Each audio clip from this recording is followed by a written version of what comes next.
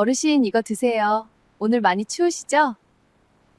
새벽 4시, 영하 10도의 거리에서 노숙자 행색의 노인에게 따뜻한 커피를 건네는 젊은 여자가 있었습니다. 형광조끼를 입고 빗자루를 든 환경미화원이었어요. 노인은 아무 말 없이 커피를 받았습니다. 손이 떨렸어요. 추위 때문만은 아니었죠. 그녀는 알지 못했습니다. 눈앞에 거지 노인이 예비 시아버지라는 것을요. 평생 중학교 교장으로 살았던 체면과 원칙의 화신이라는 것을요.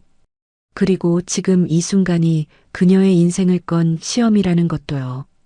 노인은 속으로 중얼거렸습니다. 쓰레기 줍는 여자가 내 며느리라니. 두고 보자, 네 본색을. 하지만 이 노인은 아직 몰랐습니다.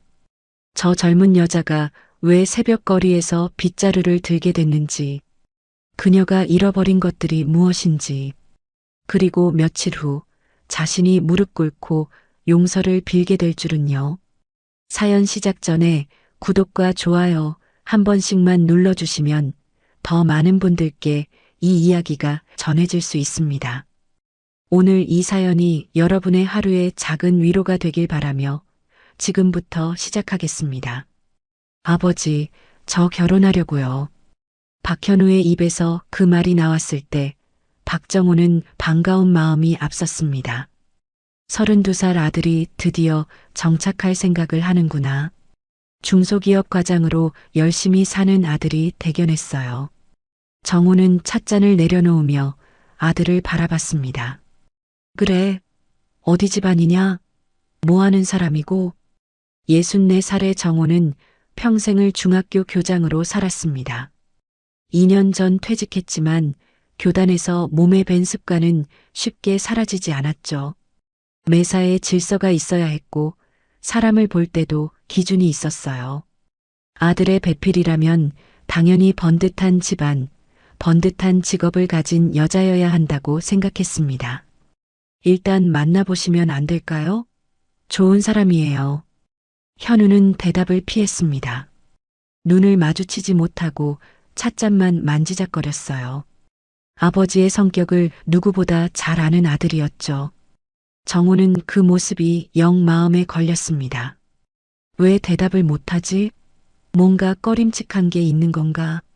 다음 주 일요일에 집으로 데려올게요. 그때 인사드릴게요. 현우는 그 말만 남기고 일어섰습니다. 며칠이 지나 어느새 일요일이 되었습니다. 정호는 아침부터 거실을 정돈했어요. 퇴직 후 혼자 사는 집이었지만 손님 맞이에는 늘 신경을 썼죠. 고인이 된 아내의 사진을 닦고 소파 쿠션을 가지런히 놓았습니다.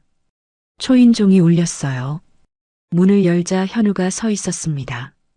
그리고 그 옆에 젊은 여자가 한 명 있었어요. 아버지, 이수진 씨예요. 정호는 여자를 위아래로 훑어봤습니다.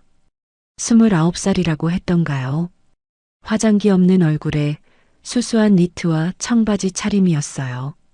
특별히 예쁜 것도 아니고 특별히 못생긴 것도 아니었습니다. 그냥 평범했어요. 아니, 평범하다기보다는 수수했죠. 안녕하세요, 아버님. 이수진입니다. 여자가 허리를 깊이 숙여 인사했습니다. 목소리는 차분했어요. 하지만 정호의 눈에는 그 차분함이 오히려 거리감으로 느껴졌습니다. 그래, 어서 와. 일단 앉아. 정호는 소파를 가리켰습니다. 세 사람이 마주 앉았어요. 어색한 침묵이 흘렀습니다. 그래서 뭐 하는 사람이야? 정호가 먼저 입을 열었습니다. 현우가 대신 대답하려 했지만 수진이 먼저 말했어요. 환경미화원이에요. 순간 정호의 손이 멈췄습니다. 찻잔을 드는 동작이 그대로 굳어버렸죠. 뭐라고? 새벽에 거리 청소하는 일을 해요. 3년째 하고 있어요. 수진의 목소리는 담담했습니다. 부끄러워하지도 변명하지도 않았어요. 그 태도가 정호에게는 오히려 더 거슬렸습니다. 환경미화원이라고? 정호는 아들을 쳐다봤습니다. 현우는 고개를 숙인 채 아무 말도 하지 못했어요. 교장으로 35년을 살았습니다. 지역 교육계에서 정우를 모르는 사람이 없었죠. 교육감 표창도 받았고 퇴직할 때는 교육부 장관 감사패까지 받았어요. 평생을 쌓아온 체면이 있었습니다. 그런 그에게 며느리가 환경미화원이라니요. 현우야, 잠깐 나와봐라. 정우는 자리에서 일어났습니다. 현우를 데리고 베란다로 나갔어요. 이게 무슨 짓이냐? 정우의 목소리는 낮았지만 차가웠습니다. 아버지, 수진이는 정말 좋은 사람이에요. 직업이 뭐가 중요해요? 중요하지. 평생 내가 뭘 가르쳤는데. 사람 된 도리, 사회적 체면, 그런 게 다 헛된 거냐? 아버지가 말씀하시는 건 결국 체면이잖아요. 수진이 인간성은 안 보시고요? 인간성? 그 나이에 쓰레기 줍는 여자가 무슨 인간성이 있다고 그러냐? 뭔가 문제가 있으니까 그 일을 하고 있는 거 아니야? 현우의 얼굴이 굳었습니다. 아버지, 그건 편견이에요. 편견이 아니라 현실이야. 29이면 한창 때잖아. 정상적인 사람이라면 번듯한 직장에 다니고 있어야지. 왜 새벽에 빗자루를 들고 다니겠냐? 정우는 단호했습니다. 평생 교단에서 수천 명의 학생을 봐온 사람이었어요. 그 경험으로 사람을 판단하는데 자신이 있었죠. 수진이 과거에 사정이 있어요. 지금은 말 못하지만 나중에 알게 되실 거예요. 사정? 무슨 사정? 그건 수진이가 직접 말할 때까지 기다려주세요. 현우도 물러서지 않았습니다. 아버지와 아들이 팽팽하게 맞섰어요. 안 돼. 이 결혼은 절대 허락 못한다. 정우는 등을 돌렸습니다. 거실로 돌아왔을 때 수진은 그 자리에 그대로 앉아 있었습니다. 고개를 숙인 채 손을 꼭 쥐고 있었어요. 베란다에서 오간 대화를 들은 게 분명했죠. 하지만 수진은 아무 말도 하지 않았습니다. 울지도 않았고 변명하지도 않았어요. 그저 조용히 자리에서 일어났습니다. 아버지, 오늘은 이만 가볼게요. 불편하게 해드려서 죄송해요. 수진은 다시 한번 허리를 숙였습니다. 그리고 현관으로 향했어요. 수진아, 잠깐. 현우가 따라가려 했지만 수진이 고개를 저었습니다. 괜찮아, 오빠. 나 먼저 갈게. 문이 닫혔습니다. 정우는 창가에 서서 아파트 현관으로 나가는 수진의 뒷모습을 내려다봤어요. 어깨가 축 처진 모습이었습니다. 하지만 정우의 마음은 굳건했어요. 저런 여자가 내 며느리가 될 순 없어. 그날 밤 정우는 잠을 이룰 수 없었습니다. 소파에 앉아 텔레비전을 켰다가 껐다가를 반복했어요. 고인이 된 아내 사진이 자꾸 눈에 들어왔습니다. 아내였다면 뭐라고 했을까요? 당신은 또 겉만 보고 판단하네. 생전에 아내가 자주 했던 말이 떠올랐습니다. 하지만 정우는 고개를 저었어요. 아니야, 이건 다른 문제야. 평생 쌓아온 체면인데 교장 집안 며느리가 환경미화원이라니. 동네 사람들이 뭐라고 하겠어. 하지만 마음 한쪽이 불편했습니다. 수진이 고개 숙이고 나가던 모습이 자꾸 밟혔어요. 그 여자 눈빛이 이상했어. 원망도 없고 분노도 없었어. 그냥 체념한 듯한 눈이었지. 정우는 소파 등받이에 머리를 기댔습니다. 왜 그 나이에 환경미화원을 하는 거지? 현우는 사정이 있다고 했는데 무슨 사정이야? 혹시 정과자야? 아니면 빚이 있나? 나쁜 남자한테 걸려서 인생을 망친 건가? 의심이 꼬리를 물었습니다. 정우는 자리에서 벌떡 일어났어요. 직접 알아보자. 그 여자가 어떤 사람인지 내 눈으로 확인해야겠어. 다음 날 아침 정우는 현우에게 전화를 걸었습니다. 그 여자 어디서 일하냐? 왜요? 그냥 대답이나 해. 현우는 한참 망설이다가 대답했습니다. 시청역 근처요. 새벽 4시부터 8시까지 일해요. 전화를 끊고 정우는 옷장을 열었습니다. 한쪽 구석에 처박혀 있던 낡은 점퍼와 헐렁한 바지를 꺼냈어요. 몇 년 전 봉사활동 갔을 때 입었던 옷이었죠. 거울 앞에 섰습니다. 머리를 헝클고 수염을 그대로 뒀어요. 하루만 지나도 거무튀튀하게 자라는 수염이었습니다. 노숙자 행색이 완성됐어요. 정우는 거울 속 자신을 바라봤습니다. 두고 보자. 내가 정말 어떤 여자인지. 그는 새벽이 오기를 기다렸습니다. 새벽 3시 반. 알람이 울리기도 전에 정우는 눈을 떴습니다. 어차피 제대로 잠들지 못했어요. 밤새 뒤척이다가 겨우 눈을 붙였을 뿐이었죠. 침대에서 일어나 욕실로 향했습니다. 거울 속 자신을 바라봤어요. 이틀간 밀지 않은 수염이 거뭇하게 올라와 있었습니다. 일부러 그대로 뒀죠. 어제 준비해둔 낡은 점퍼와 헐렁한 바지를 꺼내 입었습니다. 퇴색한 털모자까지 눌렀으니 영락없는 노숙자였어요. 정우는 현관문을 열기 전 잠시 멈칫했습니다. 내가 지금 뭘 하려는 거지? 64살 퇴직 교장이 새벽에 노숙자 행색으로 거리에 나가다니. 누가 보면 미친 사람이라고 할 겁니다. 하지만 정우는 이내 고개를 저었어요. 아니야, 확인해야 해. 저 여자가 진짜 어떤 사람인지 내 눈으로 봐야 한다고.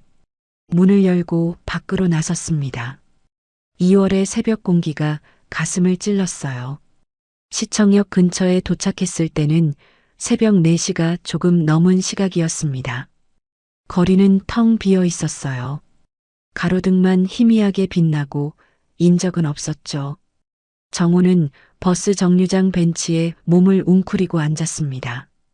영하 10도. 숨을 쉴 때마다 입에서 하얀 김이 뿜어져 나왔어요. 손이 시려왔고 발끝이 얼얼했습니다. 두꺼운 점퍼를 입었는데도 추위가 뼛속까지 스며들었죠. 이 추위에 거리를 쓸어 정우는 코웃음을 쳤습니다. 아무리 생각해도 이해할 수 없었어요. 29 젊은 여자가 왜 이 고생을 자처하는 건지. 분명히 다른 선택지가 있었을 텐데요. 멀리서 불빛이 보였습니다. 형광 조끼를 입은 사람들이 모여 있었어요. 환경미화원들이었습니다. 정우는 눈을 가늘게 떴습니다. 그 중에 수진이 있을까요? 잠시 후 무리가 흩어지기 시작했습니다. 각자 담당 구역으로 향하는 모양이었어요. 한 사람이 정우 쪽으로 걸어왔습니다. 형광 조끼 아래로 까만 패딩을 입고 손에는 빗자루와 쓰레받기를 들고 있었어요. 얼굴은 잘 보이지 않았습니다. 마스크로 반 이상을 가리고 있었거든요. 하지만 걸음걸이로 알 수 있었습니다. 수진이었어요. 수진은 정류장에서 5미터쯤 떨어진 곳에서 빗자루를 들었습니다. 쓱, 쓱, 쓱. 규칙적인 소리가 새벽거리에 울려 퍼졌어요. 정우는 벤치에 웅크린 채 수진을 지켜봤습니다. 생각보다 꼼꼼했습니다. 담배꽁초 하나까지 빠뜨리지 않고 쓸어 담았어요. 쓰레기가 바람에 날리면 따라가서 주웠죠.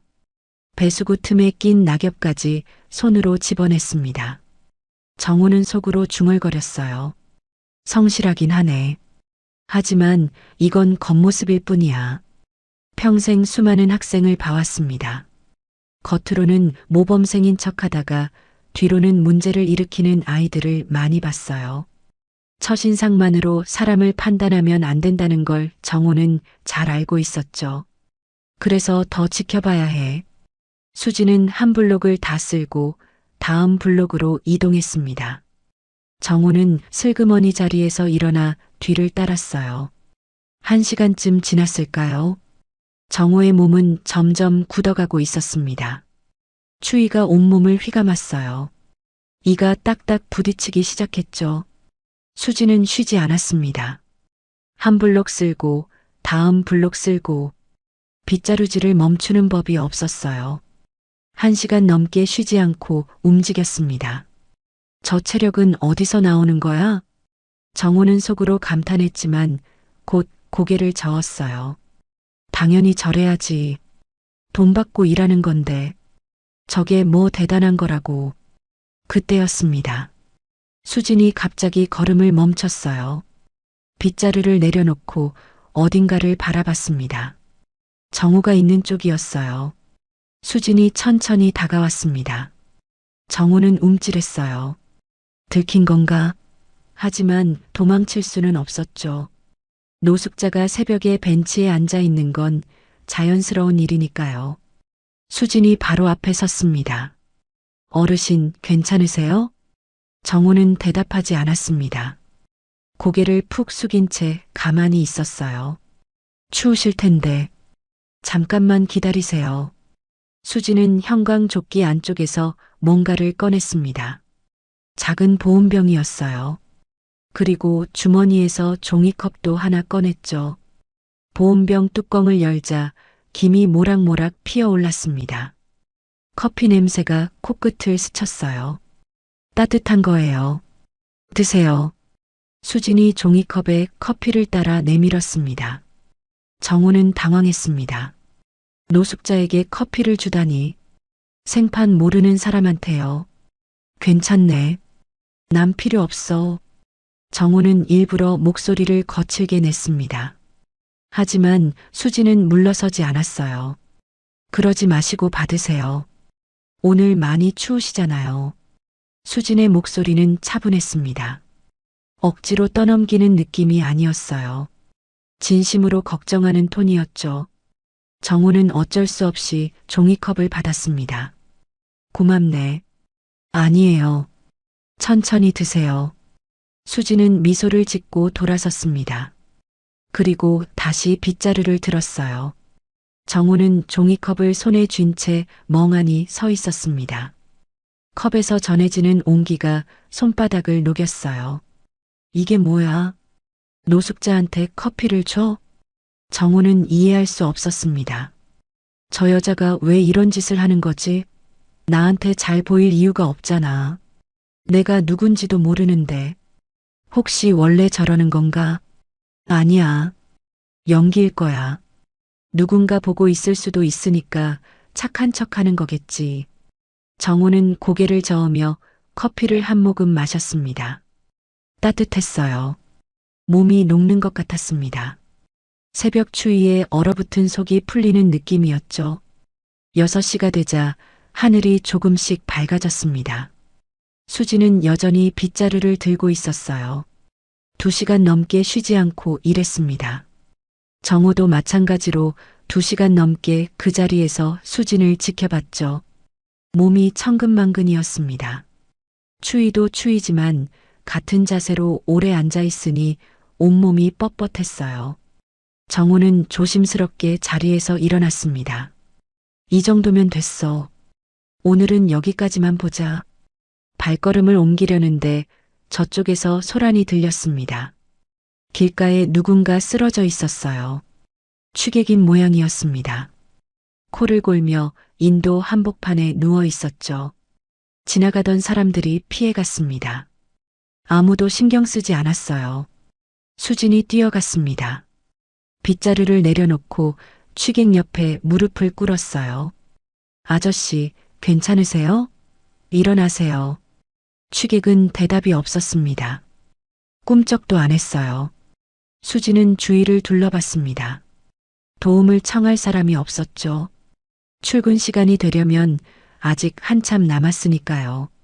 수진은 취객의 몸 상태를 확인했습니다.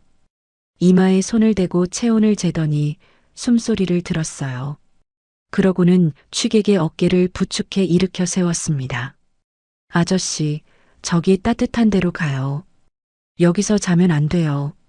취객은 반쯤 깬 눈으로 수진을 봤습니다. 그냥 놔둬, 나 괜찮아. 안 돼요. 이러다 얼어 죽어요. 수진은 취객을 부축해 근처 편의점 쪽으로 걸어갔습니다. 편의점 앞 따뜻한 바람이 나오는 곳에 앉혔어요. 여기서 잠깐 쉬세요. 날 밝으면 집에 가시고요. 취객은 뭐라고 중얼거리더니 다시 눈을 감았습니다. 수지는 그 모습을 잠시 지켜보다가 다시 자기 자리로 돌아갔어요. 아무 일도 아니라는 듯 다시 빗자루를 들었습니다. 정호는 그 모습을 멀찍이 서서 지켜봤습니다. 이해할 수 없었어요. 생판 모르는 취객을 왜 저렇게 챙기는 거지? 저건 수진의 일도 아니잖아. 그냥 지나쳐도 되는 거 아니야? 하지만 수진은 당연하다는 듯 행동했습니다. 망설임 없이 뛰어갔고 자연스럽게 도왔어요. 정호는 고개를 갸웃거렸습니다. 연기치고는 너무 자연스러운데? 아니야. 아직 판단하기 일러. 오늘 하루만 본 거잖아. 정호는 발걸음을 돌렸습니다. 집으로 가야 했어요. 몸이 더 버티질 못했습니다.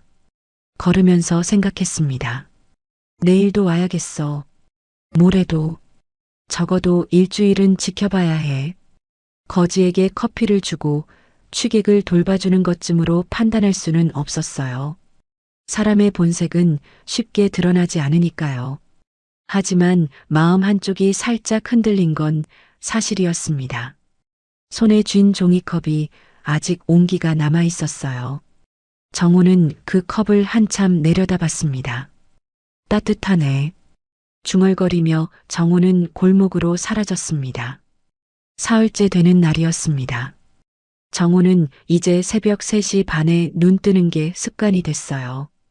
알람 없이도 저절로 눈이 떠졌죠. 몸은 피곤했지만 머리는 또렷했습니다. 64살 노인이 사흘 연속 새벽잠을 설치는 건 보통 일이 아니었어요. 그래도 멈출 수 없었습니다. 오늘도 확인해야 해. 낡은 점퍼를 입고 털모자를 눌렀었습니다. 거울 속 자신은 영락없는 노숙자였어요. 수염은 더 덥수룩해졌고 눈 밑에는 다크서클이 짙게 내려앉아 있었습니다. 35년 교직 생활 동안 이런 꼴을 한 적이 없었죠. 집을 나서며 정호는 지난 이틀을 떠올렸어요. 첫째 날 수지는 생판 모르는 노숙자에게 따뜻한 커피를 건넸습니다. 아무런 대가도 바라지 않고요. 둘째 날도 마찬가지였죠. 커피에 단팥빵까지 더해졌어요. 거기다 새벽에 쓰러진 취객을 안전한 곳으로 옮기는 모습까지 봤습니다. 연기라면 대단한 연기야. 하지만 아직 확신하지 못했습니다. 이틀 정도로는 부족했어요. 35년간 교단에서 수많은 학생을 봐왔습니다. 겉으로는 모범생인 척하다가 뒤로는 문제를 일으키는 아이들이 얼마나 많았는지 몰라요. 사람의 본색은 쉽게 드러나지 않는 법이었습니다. 시청역 근처에 도착했을 때 수지는 이미 빗자루를 들고 있었습니다. 오늘은 어제보다 더 추웠어요. 영하 12도였죠. 라디오에서 한파주의보가 내렸다고 했습니다. 정호는 어제와 같은 벤치에 웅크리고 앉았어요. 추위가 뼛속까지 스며드는 것 같았습니다. 손이 시렸습니다. 장갑을 끼지 않은 손가락이 빨갛게 얼어 있었죠. 숨을 쉴 때마다 입에서 하얀 김이 뿜어져 나왔어요. 하지만 이제는 좀 익숙해진 느낌이었습니다. 사람은 어떤 환경에든 적응하는 법이니까요. 쓱쓱쓱 빗자루 소리가 새벽 거리에 울려 퍼졌습니다. 수진의 움직임은 변함없이 부지런했어요. 담배꽁초 하나, 낙엽 한 장까지 꼼꼼하게 쓸어 담았습니다. 배수구 틈에 낀 쓰레기도 손으로 직접 집어냈죠. 1시간쯤 지났을까요? 수진이 빗자루를 멈추고 정호 쪽으로 걸어왔습니다. 정호는 살짝 긴장했어요. 들킨 건 아닐까 하는 걱정이 아니었습니다. 뭔가 기대하는 마음이 생긴 거였죠. 자신도 모르게요. 어르신, 오늘도 계셨네요. 목소리가 반가웠어요. 억지로 꾸민 느낌이 아니었습니다. 진심으로 반가워하는 톤이었죠. 이거 드세요. 오늘은 빵도 가져왔어요. 수지는 보온병에서 커피를 따르고 주머니에서 크림빵을 꺼냈습니다. 어제는 단팥빵이었는데 오늘은 종류를 바꿔온 거였어요. 왜 나한테 이러는 거야? 정우는 일부러 퉁명스럽게 물었습니다. 목소리를 거칠게 내려고 애썼죠. 그냥요. 추운 날 밖에 계시면 배고프시잖아요. 넌 안 먹어도 되나? 이거 내 아침 아니야? 저는 괜찮아요. 일하면서 먹을 게 있어서요. 수지는 웃으며 대답하고 다시 빗자루를 들었어요. 뒤도 안 돌아보고 대가도 바라지 않고요. 그냥 자연스럽게 자기 일로 돌아갔습니다. 정우는 커피와 빵을 손에 쥔 채 생각에 잠겼어요. 이 빵값이 수진에게는 얼마나 큰 돈일까? 환경미화원 월급이 얼마인지 정우는 알고 있었습니다. 많아야 200만 원 초반이었죠. 거기서 월세, 공과금, 생활비 빼면 남는 게 얼마나 되겠어요.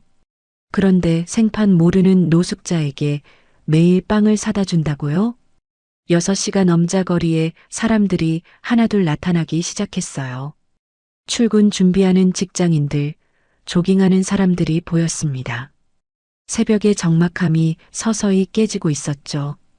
정우는 벤치에서 일어나 천천히 걸으며 수진을 관찰했습니다. 거리를 유지하면서 자연스럽게 뒤를 따랐어요. 그때 이상한 광경이 눈에 들어왔어요. 골목 입구에 한 노인이 서 있었습니다. 얇은 잠옷 차림에 맨발이었어요. 머리는 헝클어져 있었고 두리번거리며 뭔가를 찾는 듯한 모습이었죠. 눈빛이 흐릿했습니다. 초점이 맞지 않는 것 같았어요. 치매 노인 같았어요. 이른 새벽에 잠옷바람으로 맨발로 거리에 나와 있다니 보호자가 잠든 사이에 몰래 나온 게 분명했습니다. 지나가던 사람들은 힐끗 보고 그냥 갔습니다. 귀찮은 일에 휘말리기 싫은 거겠죠. 어떤 사람은 아예 못 본 척 고개를 돌렸어요. 누구도 발걸음을 멈추지 않았습니다. 수지는 달랐습니다. 빗자루를 내려놓고 뛰어갔어요. 망설임 없이요. 단 1초의 주저함도 없었습니다. 어르신, 괜찮으세요? 여기 어쩐 일이세요? 노인은 수진을 멍하니 쳐다봤습니다. 눈빛이 흔들렸어요. 우리 집이 어디지? 난 집에 가야 하는데. 어디 사세요? 주소 아세요? 몰라. 기억이 안 나. 분명히 알았는데. 노인의 목소리가 떨렸습니다. 추위 때문인지 두려움 때문인지 아마 둘 다였을 거예요. 낯선 거리에서 길을 잃은 공포가 얼굴에 가득했습니다. 수지는 잠시 생각하더니 자기 패딩 점퍼를 벗었습니다. 영하 12도의 새벽인데요. 그리고 노인의 어깨에 걸쳐줬어요. 어르신, 일단 따뜻하게 하고 계세요. 제가 파출소에 연락해 드릴게요. 파출소? 내가 뭘 잘못했나? 아니에요. 잘못하신 거 아니에요. 그냥 집 찾는 거 도와달라고 하는 거예요. 걱정 마세요.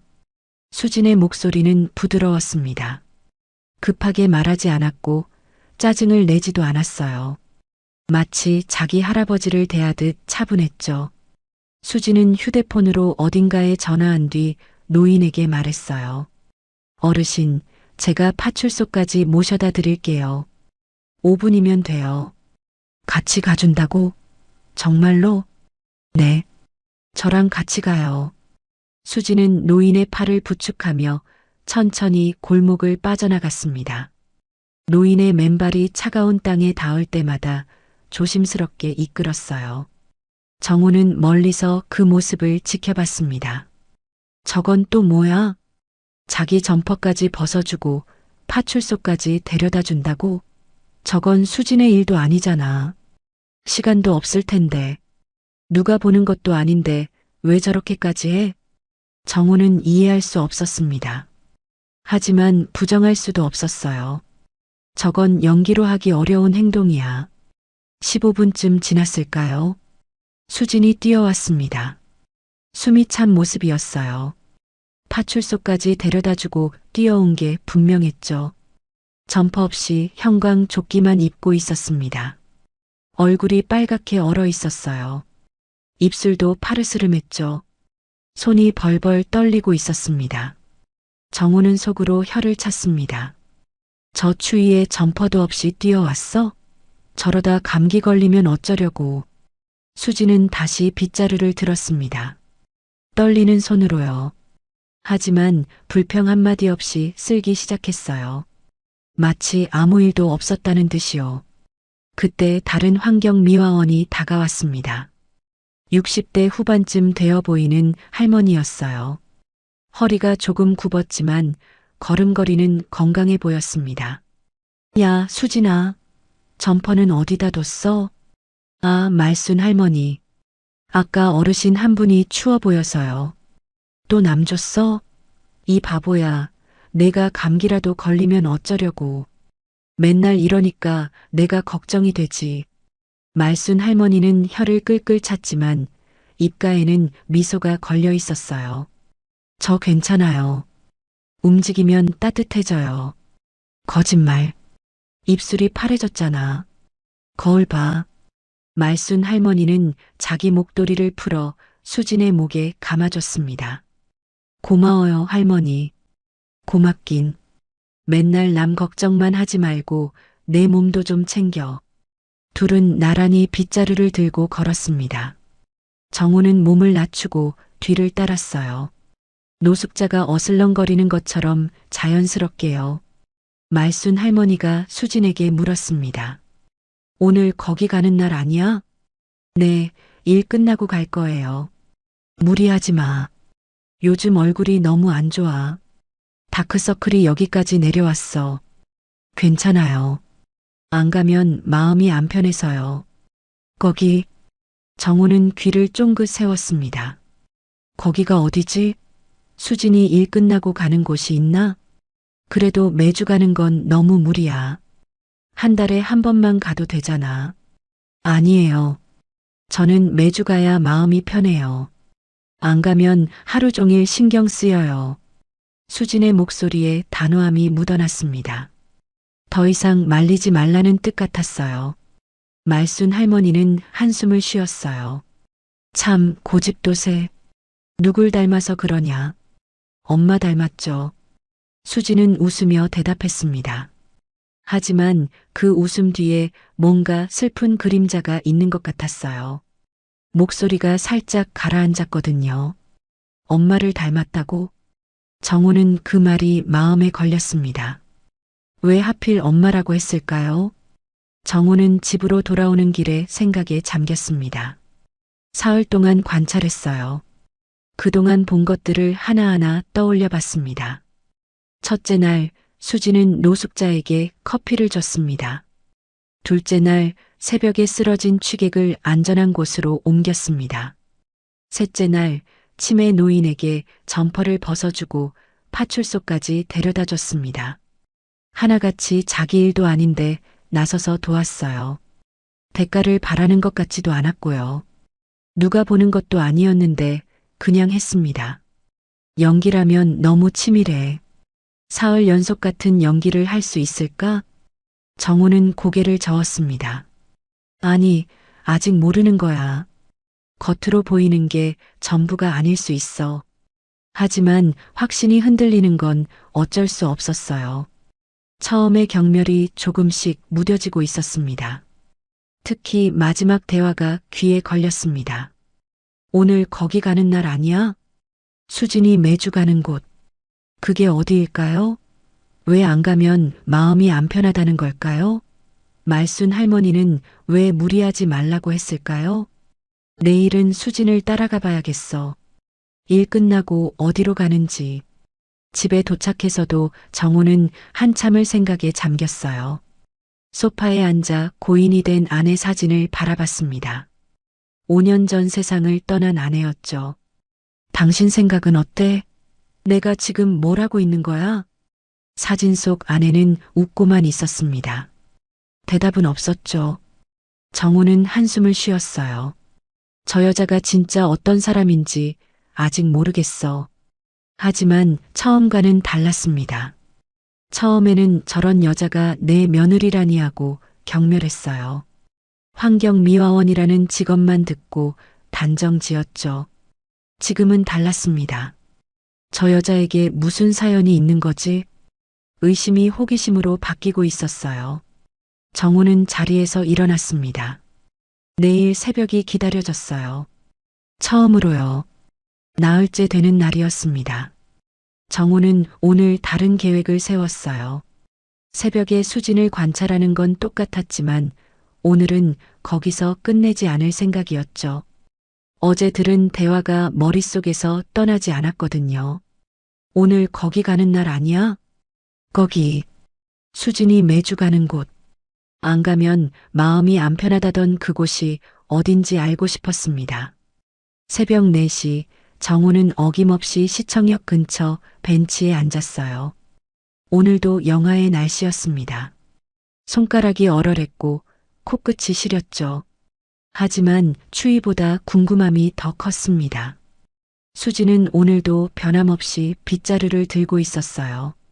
거리를 쓸고 쓰레기를 담고 배수구를 정리했습니다. 어제와 다를 바 없는 모습이었죠. 1시간쯤 지나자 수진이 정우에게 다가왔습니다. 어르신, 오늘도 계셨네요. 여기 드세요. 따뜻한 커피와 호빵이었어요. 맨날 다른 거 가져오네. 정우가 중얼거리자 수진이 웃었습니다. 같은 거만 드시면 질리실까 봐요. 오늘은 호빵이에요. 따뜻해서 좋을 거예요. 정우는 호빵을 받아들었어요. 손바닥으로 온기가 스며들었습니다. 이 여자는 대체 왜 이러는 걸까요? 나흘째 변함없는 친절이었어요. 고맙네. 맛있게 드세요. 수진은 다시 빗자루를 들고 갔습니다. 8시가 되자 수진의 근무가 끝났어요. 동료들과 인사를 나누고 형광조끼를 벗어 가방에 넣었습니다. 그리고 어딘가를 향해 걷기 시작했죠. 정우는 멀찍이 뒤를 따랐어요. 수진은 지하철역으로 들어갔습니다. 정우도 따라 들어갔죠. 노숙자 행색이라 사람들이 피했지만 그게 오히려 다행이었어요. 눈에 띄지 않을 수 있었으니까요. 지하철 안에서 수지는 창밖을 멍하니 바라보고 있었습니다. 표정이 무거워 보였어요. 아침 내내 밝게 웃던 모습과는 달랐죠. 새 정거장을 지나 수진이 내렸어요. 정우도 따라 내렸습니다. 역에서 나와 수진은 골목길을 걸었어요. 주택가를 지나고 작은 공원을 지나고 15분쯤 걸었을까요? 수진의 발걸음이 멈췄습니다. 낡은 건물 앞이었어요. 정우는 멀리서 그 건물을 바라봤습니다. 간판이 보였어요. 평화 납골당. 납골당이라고요? 정우는 멈칫했습니다. 예상하지 못한 장소였어요. 수진이 매주 오는 곳이 납골당이라니. 수진은 건물 안으로 들어갔습니다. 정우는 잠시 망설이다가 뒤따라 들어갔어요. 들키면 안 됐습니다. 최대한 조심스럽게 움직였죠. 납골당 안은 조용했어요. 형광등 불빛이 희미하게 비추는 복도를 수진이 걸어갔습니다. 정우는 기둥 뒤에 숨어서 지켜봤어요. 수진이 한 유골함 앞에 멈췄습니다. 무릎을 꿇고 앉았어요. 정우는 숨을 죽였습니다. 유골함 앞에는 사진이 있었어요. 멀어서 얼굴은 잘 안 보였지만 여자인 것 같았습니다. 수진과 비슷한 인상이었어요. 수진이 가방에서 무언가를 꺼냈습니다. 작은 꽃다발이었어요. 동네에서 산 듯한 소박한 꽃이었죠. 그걸 유골함 앞에 놓았습니다. 그리고 한참을 말없이 앉아 있었어요. 정우는 그 모습을 지켜보며 가슴 한쪽이 묘하게 저려왔습니다. 저 안에 누가 있는 걸까요? 수진이 입을 열었습니다. 작은 목소리였지만 조용한 납골당이라 정우에게까지 들렸어요. 엄마, 나왔어. 엄마. 정우는 그 자리에 얼어붙었습니다. 이번 주도 무사히 지나갔어. 일도 잘하고 있고. 걱정하지 마. 수진의 목소리는 담담했어요. 하지만 어딘가 떨리는 게 느껴졌죠. 있잖아, 엄마. 나 요즘 좋은 사람 만났어. 정말 좋은 사람이야. 근데 수진이 말을 멈췄습니다. 잠시 침묵이 흘렀어요. 근데 그 사람 아버지가 나를 싫어해. 내가 환경미화원이라서. 그래서 나를 반대한대. 정호의 심장이 쿵 내려앉았습니다. 나를 말하는 거야. 괜찮아, 엄마. 나 익숙해. 사람들이 날 어떻게 보는지. 환경미화원이라고 하면 다들 그런 눈으로 보잖아. 수진의 목소리가 점점 작아졌어요. 근데 있잖아. 현우 오빠는 달라. 그 사람은 내 직업 가지고 뭐라고 안 해. 나를 있는 그대로 봐줘. 그래서 더 좋아. 정우는 숨이 막히는 것 같았습니다. 엄마, 조금만 더 버티면 빚 곧 다 갚을 수 있어. 이제 3분의 1밖에 안 남았어. 빚이라고요? 정우는 귀를 쫑긋 세웠습니다. 다 갚으면 나도 좀 편하게 살 수 있겠지? 그때 되면 현우 오빠한테도 다 말할 수 있을 거야. 지금은 아직 창피해서. 아직은 말할 수 없어. 수진이 손등으로 눈가를 훔쳤습니다. 엄마, 보고 싶어. 진짜 많이 보고 싶어. 목소리가 갈라졌어요. 수진의 어깨가 가볍게 떨렸습니다. 정우는 그 모습을 지켜보며 가만히 서 있었습니다. 발걸음을 뗄 수가 없었어요. 수진은 30분쯤 그 자리에 있었습니다. 엄마에게 이런저런 이야기를 했어요. 일하면서 있었던 일들, 동료 할머니와 나눈 대화, 현우와의 일상. 마치 살아있는 사람에게 말하듯 자연스럽게 이야기했죠. 정우는 기둥 뒤에서 그 모습을 지켜봤습니다. 수진이 자리에서 일어났어요. 유골함을 향해 허리를 깊이 숙였습니다. 엄마, 다음 주에 또 올게. 건강하게 지내. 건강하게 지내라니. 이미 세상을 떠난 사람에게 건강하게 지내라고 말하다니. 그 말이 정호의 가슴을 후볐어요. 수진이 돌아서서 걸어 나왔습니다. 정호는 재빨리 몸을 숨겼어요. 수진이 지나갈 때까지 숨을 죽였죠. 발소리가 멀어졌습니다. 정호는 조심스럽게 고개를 내밀었어요. 수진의 뒷모습이 복도 끝으로 사라지고 있었습니다. 정호는 수진이 떠난 뒤 그 유골함 앞으로 갔습니다. 사진을 봤어요. 50대 중반쯤 되어 보이는 여자였습니다. 수진과 닮은 인상이었죠. 눈매가 특히 닮았어요. 웃는 모습도 비슷했습니다. 이름이 적혀 있었습니다. 이정희, 향년 56세, 3년 전에 돌아가셨군요. 수진의 어머니였습니다. 정우는 한참을 그 자리에 서 있었어요. 수진이 했던 말들이 떠올랐습니다. 빚 곧 다 갚을 수 있어. 다 갚으면 나도 좀 편하게 살 수 있겠지? 빚. 수진에게 빚이 있다는 거죠. 그것도 꽤 큰 빚인 것 같았어요. 여태까지 갚고 있는데 아직 3분의 1이 남았다고 했으니까요. 그 빚은 뭘까요? 왜 생긴 걸까요? 그리고 왜 환경미화원을 하는 걸까요?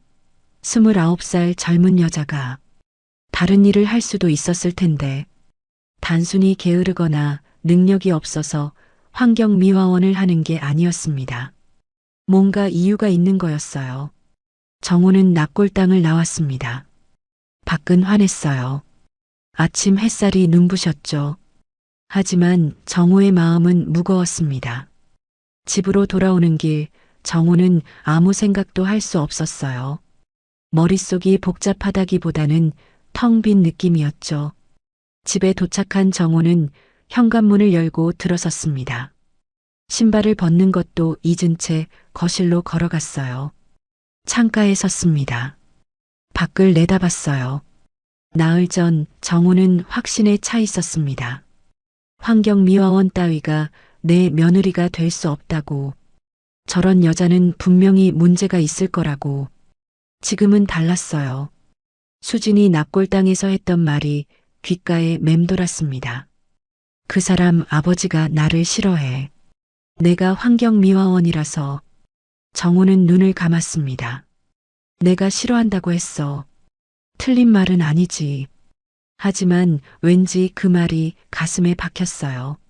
뭔가 잘못하고 있는 것 같은 느낌이었습니다. 29살. 아직 어린 나이였어요. 그 나이에 어머니를 잃고 빚을 지고 새벽마다 거리를 쓸고 있는 거였습니다.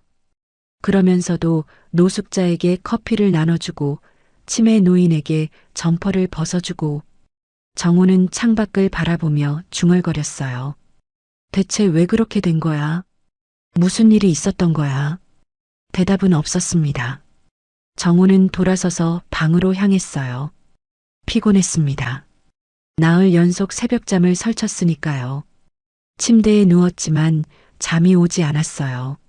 천장을 바라보며 생각했습니다. 더 알아봐야 해. 빚이 왜 생겼는지, 어머니는 왜 돌아가셨는지, 수진이 왜 환경미화원이 됐는지, 진실을 알기 전까지는 판단할 수 없었습니다. 정우는 눈을 감았어요. 내일도 가야 합니다. 모레도요. 닷새째 되는 날이었습니다. 정우는 눈을 뜨자마자 몸이 무겁다는 걸 느꼈어요. 나흘 연속 새벽 외출이 몸에 무리를 주고 있었죠. 64살 노인이 영하의 추위 속에서 밤새 버티는 건 쉬운 일이 아니었습니다. 젊었을 때 같으면 이 정도는 거뜬했을 텐데 나이가 나이인지라 몸이 따라주지 않았어요. 머리가 어지러웠습니다. 일어나려니 눈앞이 핑 돌았죠. 벽을 짚고 겨우 몸을 일으켰어요. 평소 같으면 아침밥을 꼭 챙겨 먹었을 텐데 오늘은 입맛이 없었습니다. 밥 생각만 해도 속이 울렁거렸어요. 결국 물 한 잔만 마시고 집을 나섰습니다. 그래도 가야 해.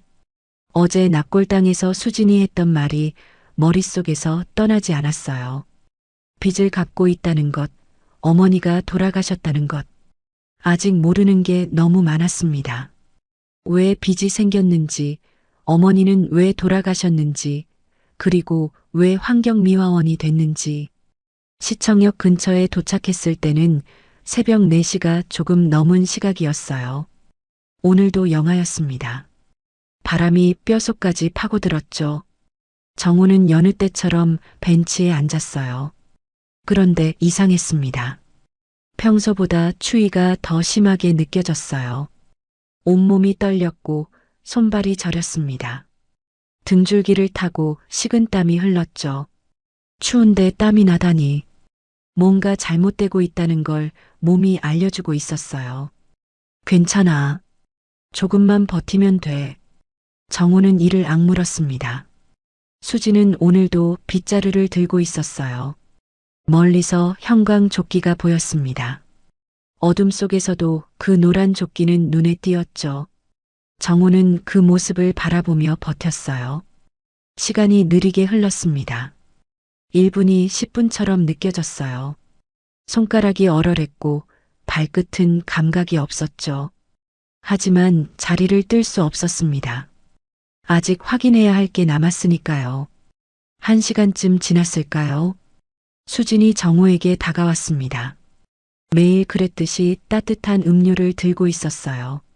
어르신, 오늘도 계셨네요. 여기 드세요.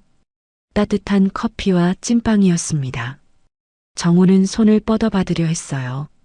그런데 손이 말을 듣지 않았습니다. 떨림이 심해져서 컵을 제대로 잡을 수가 없었죠. 손가락에 힘이 들어가지 않았어요. 어르신? 괜찮으세요?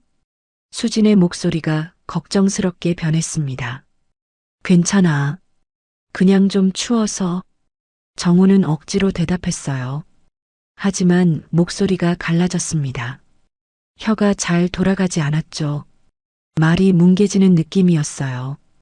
어르신, 얼굴이 너무 창백하세요. 어디 편찮으신 거 아니에요? 수진이 정우의 얼굴을 들여다봤습니다. 정우는 고개를 돌렸어요. 들키면 안 됐으니까요. 괜찮다니까. 가서 일해. 근데 정말 안색이. 그 순간이었습니다. 정우의 눈앞이 갑자기 하얘졌어요. 귀에서 윙 하는 소리가 났죠. 다리에 힘이 풀리면서 몸이 앞으로 기울었습니다. 손을 뻗어 뭔가를 잡으려 했지만 허공만 휘저었어요. 그대로 바닥으로 쓰러졌습니다. 어르신, 수진의 외침이 멀리서 들리는 것 같았어요. 의식이 점점 흐려졌습니다. 정우는 차가운 바닥에 누워 있었습니다. 의식이 완전히 사라진 건 아니었어요. 희미하게 주변 소리가 들렸죠. 발소리, 목소리, 바람소리. 하지만 몸을 움직일 수가 없었습니다. 눈꺼풀이 천근만근이었어요. 손끝 하나 까딱할 힘이 없었죠. 어르신, 정신 차리세요. 눈 뜨세요. 수진의 목소리가 가까이에서 들렸습니다. 정우는 힘겹게 눈을 떴어요. 수진의 얼굴이 흐릿하게 보였습니다. 새벽 어둠 속에서도 걱정스러운 표정이 느껴졌죠. 눈썹이 찌푸려져 있었고 입술이 굳게 다물어져 있었어요. 다행이다. 의식은 있으시네요. 수진의 목소리는 침착했습니다. 당황한 기색이 없었어요. 마치 이런 상황을 여러 번 겪어본 사람 같았죠. 수진이 정우의 손목을 잡았어요. 맥박을 재는 것 같았습니다. 손가락 3개를 손목에 대고 집중하는 모습이었죠. 그리고 이마에 손을 댔어요. 동작이 빠르고 정확했습니다. 체온은 정상인 것 같은데. 어르신, 오늘 아침 뭐 드셨어요? 정우는 대답하려 했지만 입이 잘 열리지 않았습니다. 물만 마셨어. 아침을 안 드셨어요? 평소에 당뇨 있으세요? 당뇨. 정우는 고개를 끄덕였어요. 10년 전부터 약을 먹고 있었죠. 수진의 표정이 굳었습니다. 저혈당인 것 같아요. 잠깐만요. 수진이 주머니를 뒤졌어요. 그리고 뭔가를 꺼냈습니다. 사탕이었어요. 작은 카라멜 사탕이었죠. 어르신, 입 벌리세요. 이거 드셔야 해요. 수진이 사탕을 정우의 입에 넣어줬습니다. 달콤한 맛이 혀에 퍼졌어요. 천천히 녹여서 드세요. 급하게 삼키면 안 돼요. 수진의 손놀림은 정확했습니다.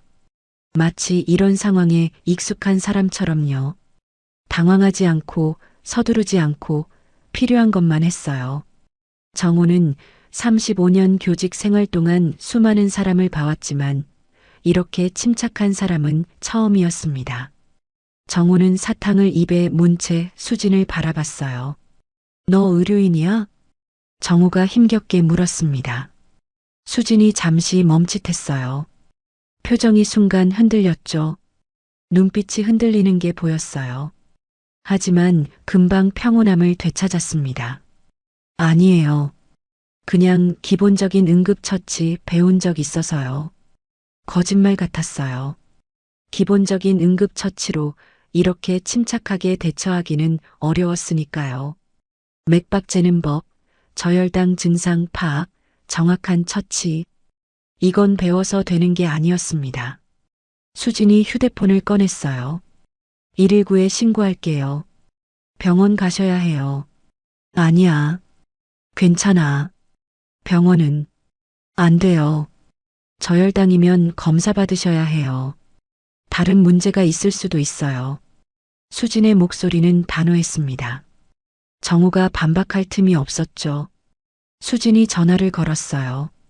네, 환자가 쓰러졌어요. 의식은 있고요. 저혈당 증상인 것 같아요. 당뇨 있으시대요. 위치는요. 수진은 정확하게 상황을 설명했습니다. 마치 매뉴얼을 외운 사람처럼 막힘이 없었어요. 환자의 상태, 위치, 필요한 정보를 빠짐없이 전달했죠. 목소리도 떨리지 않았습니다. 전화를 끊고 수진이 다시 정우를 살폈어요. 구급차 곧 올 거예요. 조금만 버티세요. 정우는 수진의 얼굴을 올려다봤습니다. 새벽 어둠 속에서도 수진의 표정이 보였어요. 걱정과 집중이 뒤섞인 얼굴이었죠.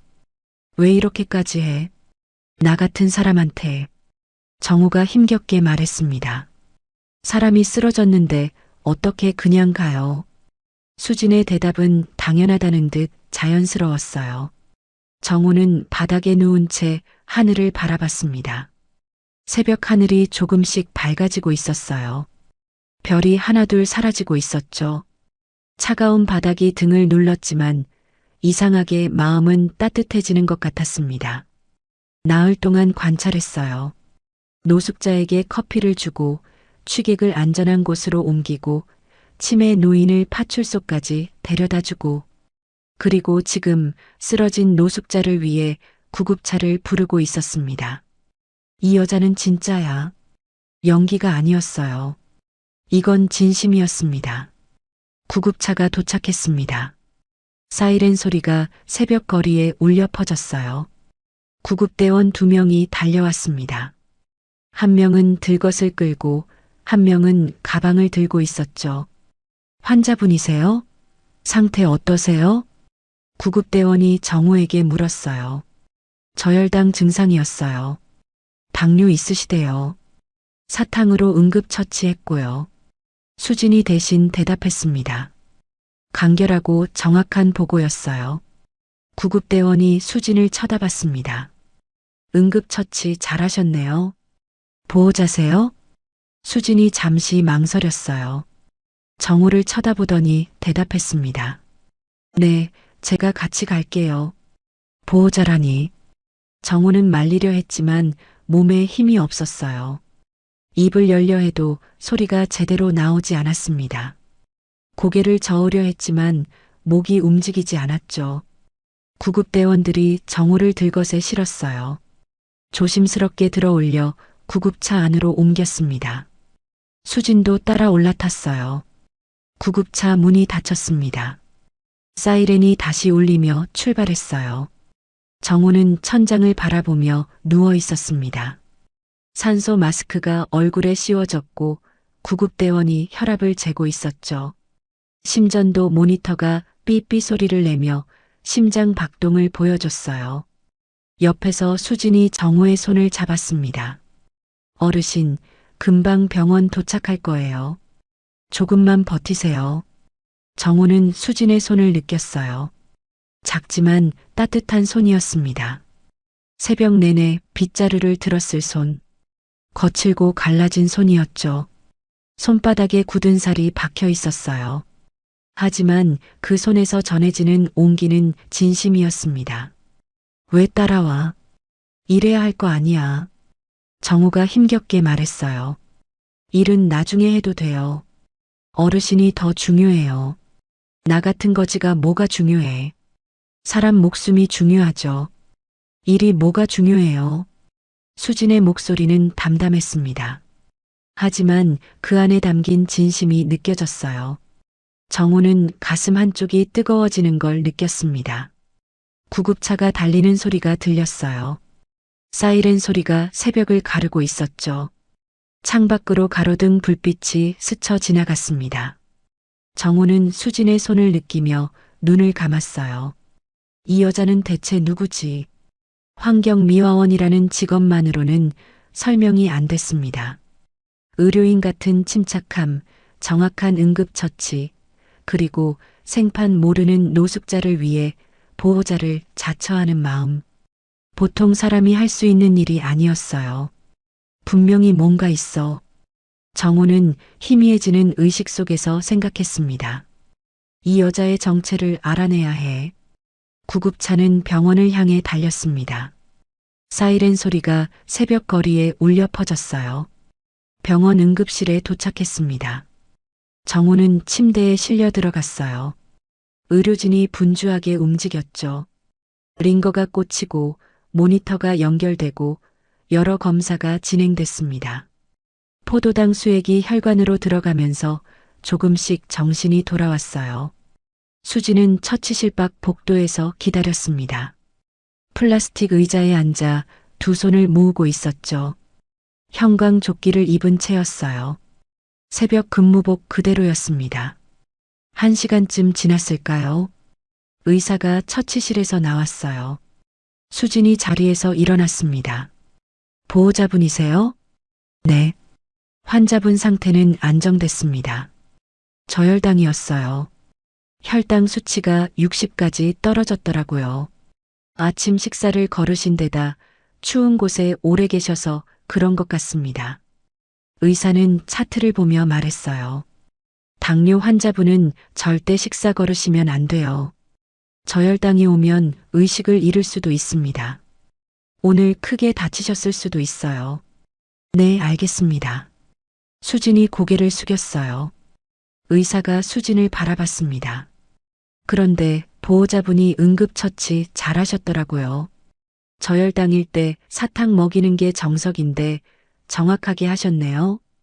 의료 관련 일 하세요? 수진의 표정이 순간 굳었어요. 눈빛이 흔들렸죠. 아니에요. 예전에 배운 적이 있어서요. 그렇군요. 아무튼 덕분에 잘 넘겼습니다.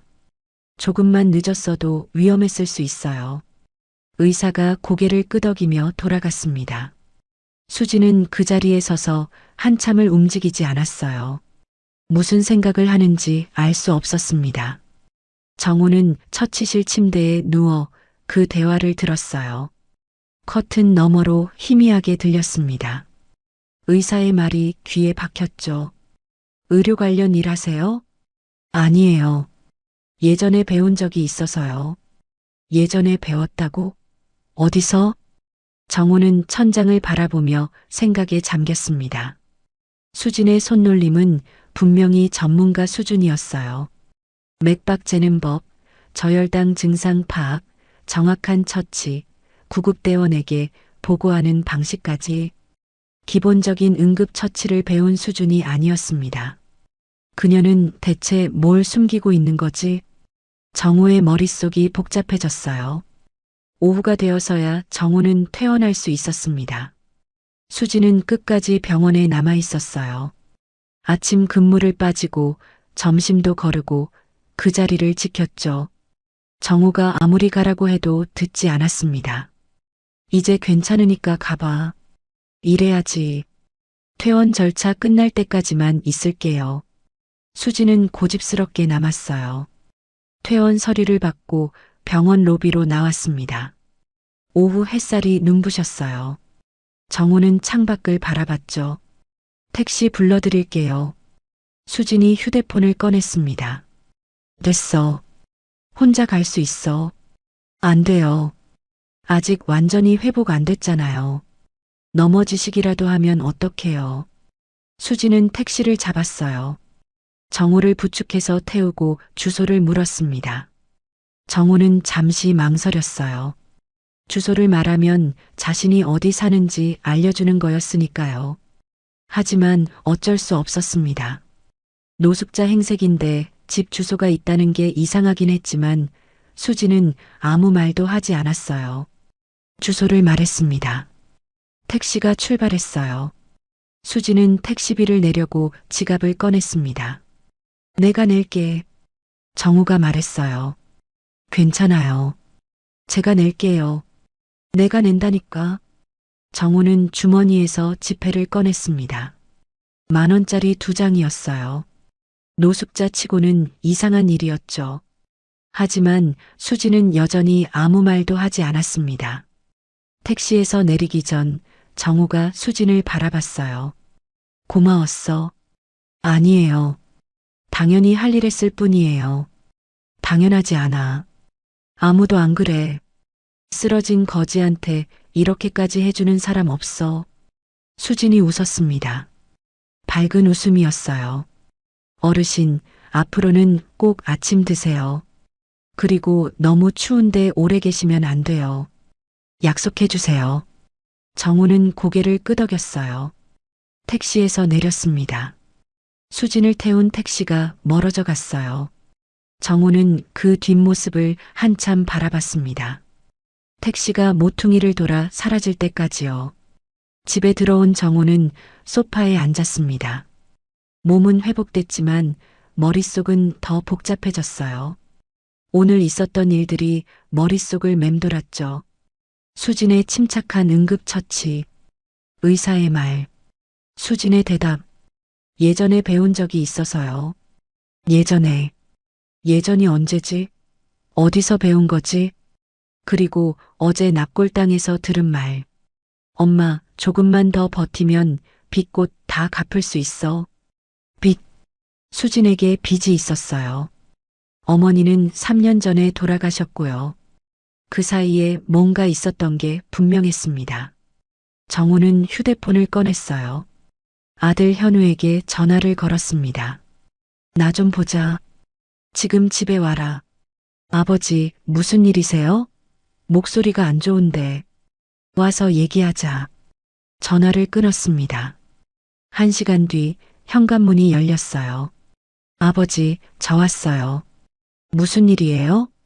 현우가 거실로 들어왔습니다. 정우를 보더니 표정이 굳었어요. 아버지, 얼굴이 왜 그래요? 많이 편찮으세요? 앉아. 정우가 맞은편 소파를 가리켰습니다. 현우가 조심스럽게 앉았어요. 오늘 병원에 갔다 왔다. 병원요? 왜요? 어디 아프세요? 정우는 대답하지 않았어요. 대신 현우를 똑바로 바라봤습니다. 그 여자, 이수진.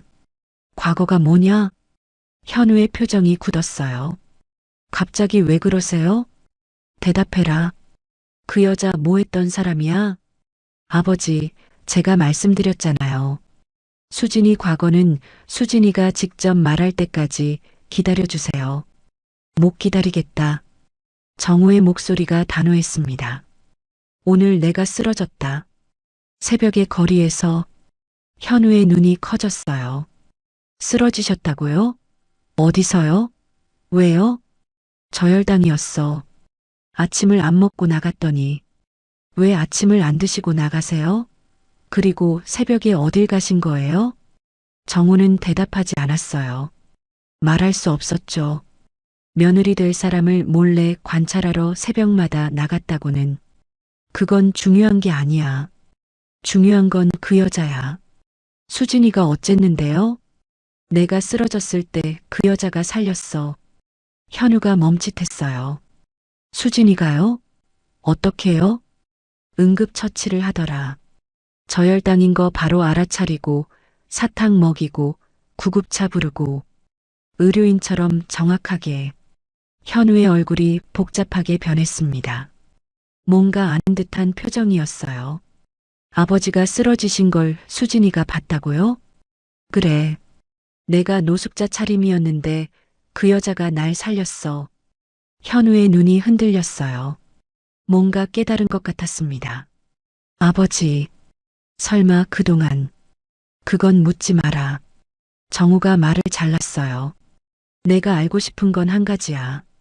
그 여자가 어떻게 그런 응급처치를 자연스럽게 잘해? 환경미화원이 어떻게 의료인처럼 잘 알아? 현우는 입을 다물었어요. 대답하지 않았습니다. 알고 있지? 너는 알고 있잖아. 알아요. 현우가 작게 대답했어요. 그럼 말해. 못해요. 왜? 그건 수진이 이야기예요. 제가 대신 말할 게 아니에요. 정우는 이를 악물었어요. 그래서 뭐가 문제냐? 정과자야? 사기꾼이야? 무슨 문제가 있는 거야? 아니에요. 수진이는 아무 문제 없어요. 오히려. 현우가 말을 멈췄어요. 오히려 뭐? 오히려 너무 좋은 사람이에요. 그래서 이렇게 됐어요. 정우는 현우를 바라봤습니다. 아들의 눈에 눈물이 그렁그렁했어요. 수진이는 착해서 이렇게 된 거예요. 다른 사람을 위해서 자기를 희생해서 이렇게 된 거라고요. 현우의 목소리가 떨렸습니다. 그러니까 아버지도 조금만 기다려주세요. 수진이가 마음의 준비가 되면 직접 말할 거예요. 제가 대신 말하면 안 돼요. 정우는 아무 말도 하지 못했어요. 현우가 돌아갔습니다. 정우는 거실에 혼자 앉아 있었어요. 창밖으로 해가 지고 있었습니다. 하늘이 붉게 물들었죠. 현우의 말이 머릿속을 맴돌았어요. 착해서 이렇게 됐다. 다른 사람을 위해서 자기를 희생해서. 무슨 뜻일까요? 착해서 어떻게 됐다는 걸까요? 희생이라니 무슨 희생을 한 걸까요? 정우는 창밖을 바라봤습니다. 어제 납골당에서 수진이 했던 말이 떠올랐어요. 빚. 수진에게 빚이 있었습니다. 3년째 갚고 있는 빚. 그 빚이 왜 생겼을까요? 현우가 말한 희생과 관련이 있는 걸까요? 그리고 오늘 병원에서 의사가 했던 말. 수진은 예전에 의료 관련 일을 했던 게 분명해요. 그렇지 않고서야 저렇게 정확한 처치를 할 수 없었습니다. 그런데 왜 지금은 환경미화원을 하고 있는 걸까요? 무슨 일이 있었던 걸까요? 정우는 자리에서 일어났어요. 현우가 말해주지 않는다면 직접 알아내야 했습니다. 방법이 있었어요. 수진의 동료 말순 할머니. 그 사람이라면 뭔가 알고 있을지도 몰랐습니다. 내일 찾아가 봐야겠어. 정우는 결심했습니다. 창밖으로 어둠이 내려앉고 있었어요. 하루가 저물고 있었죠. 정우는 침대에 누웠습니다. 하지만 잠이 오지 않았어요. 머릿속이 복잡했죠. 수진의 얼굴이 떠올랐습니다. 새벽 거리에서 커피를 건네던 모습, 쓰러진 자신을 침착하게 살리던 모습, 병원까지 따라와 보호자를 자처하던 모습. 이 여자는 대체 누구지? 정우는 천장을 바라보며 중얼거렸어요. 내일이면 알 수 있을 거야. 밤이 깊어갔습니다. 다음 날 아침 정우는 시청역 근처로 갔습니다. 노숙자 행색이 아니었어요. 평범한 옷차림이었죠. 모자를 눌러쓰고 마스크를 썼습니다. 수진에게 들키면 안 됐으니까요. 수진의 근무 시간은 이미 끝났을 거예요. 8시가 넘었으니까요. 정우는 수진이 아닌 다른 사람을 찾고 있었습니다. 말순 할머니. 수진의 동료였죠. 며칠 전에 둘이 나눈 대화가 기억났어요. 오늘 거기 가는 날 아니야? 무리하지 마. 요즘 얼굴이 너무 안 좋아. 말순 할머니는 수진의 사정을 아는 것 같았습니다. 수진에 대해 뭔가 알고 있을 거예요. 정우는 시장 골목을 걸었습니다. 환경미화원들이 쉬는 장소가 있을 거라고 생각했죠. 골목을 돌아 작은 공원을 지나고 상가 뒤편으로 갔어요. 골목 끝에 작은 쉼터가 있었습니다. 벤치 몇 개와 자판기가 놓인 곳이었어요. 환경미화원 몇 명이 앉아서 커피를 마시고 있었죠. 그 중에 말순 할머니가 있었습니다. 수진 옆에서 목도리를 감아주던 그 할머니였어요. 정우는 심호흡을 했습니다. 그리고 천천히 다가갔어요. 실례합니다. 말순 할머니가 고개를 들었어요. 누구세요? 저는 이수진 씨를 아는 사람입니다. 잠깐 여쭤볼 게 있어서요. 말순 할머니의 눈이 가늘어졌어요. 경계하는 표정이었습니다. 수진이를 왜요? 무슨 일인데요? 그냥 좀 알고 싶은 게 있어서요. 수진 씨가 왜 이 일을 하게 됐는지. 당신 누구예요? 왜 그걸 알고 싶은 건데요? 말순 할머니의 목소리가 날카로워졌어요. 정우는 잠시 망설였습니다. 거짓말을 할까, 솔직하게 말할까, 고민이 됐어요. 하지만 거짓말로는 진실을 알아낼 수 없을 것 같았습니다. 저는 수진 씨 남자친구의 아버지입니다. 말순 할머니의 표정이 변했어요. 놀란 것 같기도 하고 이해한 것 같기도 했습니다. 아, 현우 씨 아버지시구나. 네. 결혼 반대하신다면서요. 정우는 말문이 막혔어요. 수진이 말한 모양이었습니다. 납골당에서 어머니에게 했던 말이 떠올랐죠. 그 사람 아버지가 나를 싫어해. 내가 환경미화원이라서. 말순 할머니의 눈빛이 차가워졌어요. 수진이가 그러더라고요. 남자친구 아버지가 반대한다고. 환경미화원이라서 반대한다고. 정우는 아무 말도 할 수 없었습니다. 그래서 왜 오셨어요? 꼬투리 잡으러 오신 거예요? 수진이 뒷조사하러? 아닙니다. 저는 그냥 뭐요? 정우는 솔직하게 말하기로 했어요. 저는 그 아이를 오해했습니다. 처음에는 나쁜 여자라고 생각했어요. 환경미화원이라는 것만 듣고 단정 지었죠. 말순 할머니는 아무 말 없이 정호를 바라봤어요. 그런데 며칠 동안 지켜보니까 달랐습니다.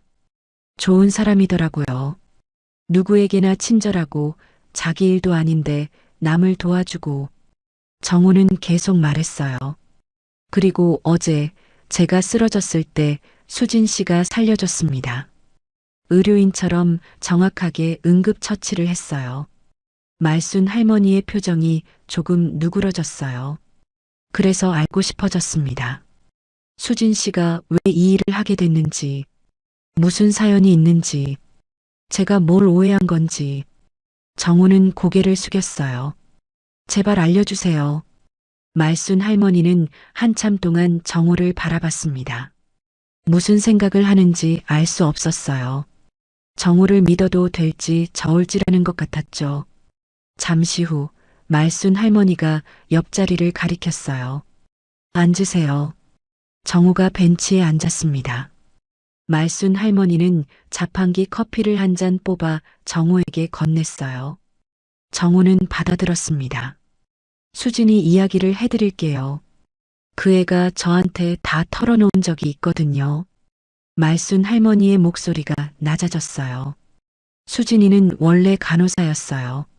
정호는 숨을 멈췄습니다. 간호사? 대학병원에서 일했어요. 잘 나가는 간호사였죠.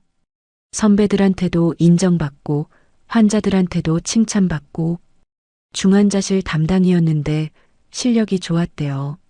말순 할머니는 먼 곳을 바라보며 말했어요. 그런데 3년 전에 엄마가 암에 걸렸어요. 췌장암. 발견됐을 때는 이미 3기였죠. 정호는 숨을 죽였습니다.